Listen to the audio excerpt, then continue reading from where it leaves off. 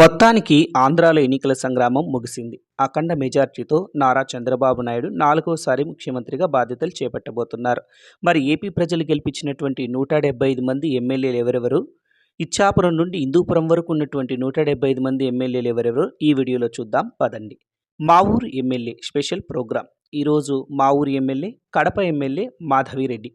కడప అంటేనే వైసీపీ కుటుంబానికి, వైఎస్ఆర్ కాంగ్రెస్ పార్టీకి కంచుకోట అని చెప్తారు. మరి ఆ కంచుకోటను బద్దలు కొట్టారు ఈ టీడీపీ మహిళా నేత. మొదటిసారి ఎమ్మెల్యేగా పోటీ చేసి వైసీపీ సీనియర్ నేత అంజద్ బాషాను ఘోరంగా ఓటంపాలు చెందేలా చేశారు మాధవిరెడ్డి. మరి మాధవిరెడ్డికి నారా చంద్రబాబు నాయుడు గారి క్యాబినెట్లో మంత్రి పదవి దక్కుతుందా? ఈ డైనమిక్ లీడర్కి మంత్రి పదవి ఇస్తారా అన్నది కొన్ని రోజులు వేచి ఉండాల్సిందే. మీకు వీడియో నచ్చినట్లయితే సబ్స్క్రైబ్ చేసుకోండి. అలాగే కామెంట్లో మీ ఊరు ఏదో నాకు తెలియజేయండి. ఎందుకంటే నా వీడియో ఎంత దూరం పోతుందో తెలుసుకోవాలని.